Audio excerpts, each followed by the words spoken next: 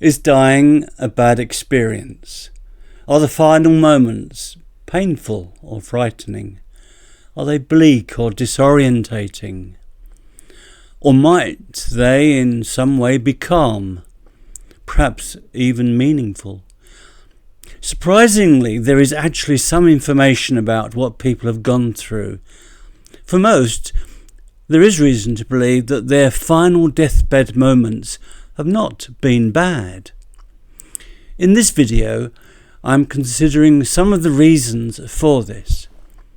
For a long time, these questions were considered unanswerable, but quietly across medicine, psychology, and hospice care, a body of observation has been growing. Not speculation exactly, but testimony, patterns, repeated experiences. And what they suggest is more nuanced than we might expect. For some people, the final weeks of life can indeed be tough. But this is not the case at the time of their last breath. Why not? There are phenomena that complicate the idea of dying as a simple decline into darkness. Hospice staff across cultures report deathbed visions, people seeing deceased loved ones shortly before they die. There are also cases of terminal lucidity, sudden clarity in people who have been confused or unresponsive for months. These experiences don't fit neatly into the category of bad, but they are well documented, and they don't behave as deterioration is supposed to behave. This challenges the assumption that dying is simply a downward slide. Now, one idea appears again and again across different fields: how our final days feel. They depend less on death itself and more on how the mind encounters death. The emotional tone of the final weeks of life is shaped by many things: pain, relationships, beliefs, unresolved conflicts, and whether a person feels that their life, taken as a whole, made sense.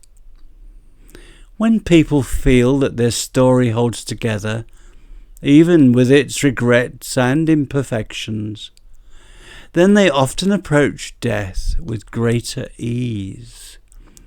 Whereas dejection and hopelessness are more likely when someone feels their life has gone irreparably wrong and it's too late to mend it. Now, this is where palliative care matters. Together with any drug treatment, this care gives emotional presence, a sense of being accompanied towards one's destination, and a feeling of being loved. All this can reduce inner negativity and even help lessen the subjective perception of physical pain,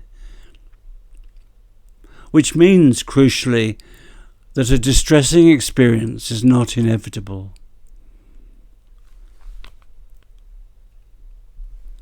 Fear of death tends to make the end of life more difficult. Hardly surprising, but interestingly, older adults often report less fear of death than younger ones do, particularly when they feel their life story has coherence. Cultural messages matter too, whether death is imagined as punishment, as rest, as reunion, or transition.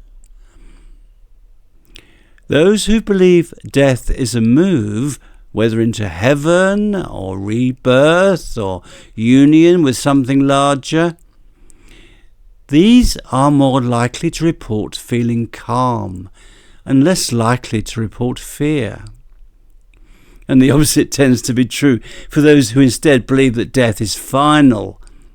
When you're dead, you're dead.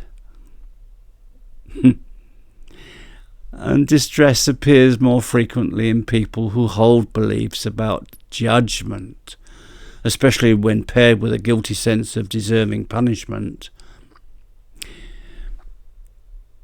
Now, a further way of understanding this comes from the idea of unconscious resistance.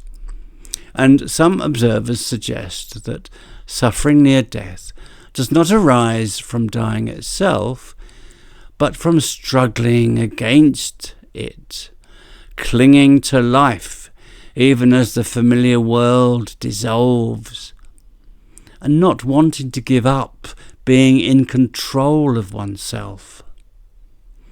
Now, interestingly, similar distress is reported in deep meditation, during psychedelic experiences, and in moments of extreme crisis. When this resistance to loss of ego is high, the experience of dying can feel frightening. When the resistance drops, when there is surrender, then the experience of dying often softens. In this view, the hardest part may be the struggle towards death, rather than the final moments themselves. And those final moments, according to many accounts, are often quieter than people fear. Hospice research repeatedly shows that even people who have lived difficult lives often reach moments of reconciliation or clarity near the end. So why might this be? A striking answer comes from an 18th century scientist and mystic, Emanuel Swedenborg. For Swedenborg, death was not a collapse, but an awakening.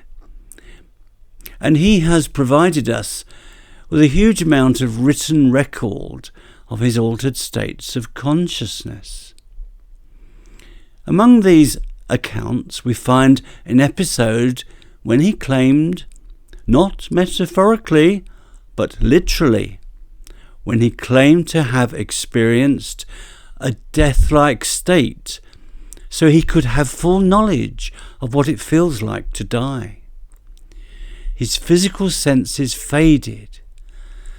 Breathing became barely perceptible, but his deeper thought and awareness remained intact, so he could perceive and retain what was happening to him and what happens to people who are being awakened from death. He noticed that although his physical breathing was almost suspended, there was what he called the breathing of his spirit, which continued.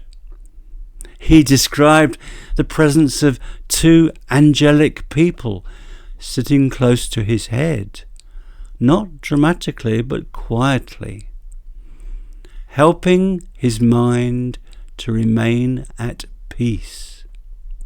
And the effect was to take away all his own desires and feelings, but to leave him in possession of thought and perception. The transition, he wrote, was so gentle that a person might not immediately realize death had occurred.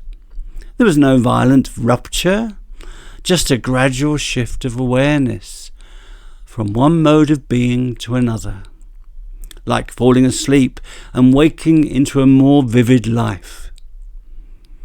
And Swedenborg said he remained in this state for several hours, and according to him, the body is laid aside, but memory, identity, and consciousness continues.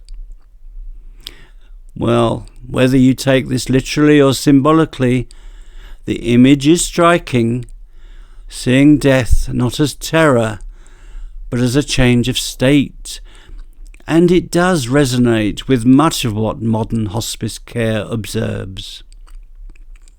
Okay, one question that may occur to us is, what about the individual who dies suddenly in a violent death? Now, I would suggest that, nevertheless, such a person, no matter what happened externally, would inwardly be no longer conscious of time and place, but rather would be aware of the hidden world of the inner spirit that Swedenborg describes. Which brings us back to the original question, is dying a bad experience? And the evidence suggests to me that it is not.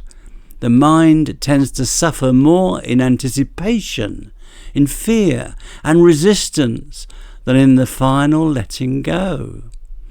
If that is so, then the moment of dying and the transition that follows may not be something to fear at all. It may, for most of us, be a quieter, gentle, and more human one than we've been led to expect. In this video, I have, as you know, been exploring reasons for how we experience the final moments of life. There are deathbed phenomena that complicate the idea of dying as a simple decline into darkness. The quality of palliative care makes a difference to how the mind encounters the end of life. Beliefs about death can affect whether we are fearful of dying. Resistance or surrender to the loss of ego control is another important factor. Why the final moments tend to be calm can be accounted for by Swedenborg's extraordinary visionary experience. Thanks for listening to me. And if you've been interested, why not give me a like and offer a comment? It encourages YouTube to show this video to a wider audience. If you're interested in my other videos on the afterlife, you can click the play link list right now.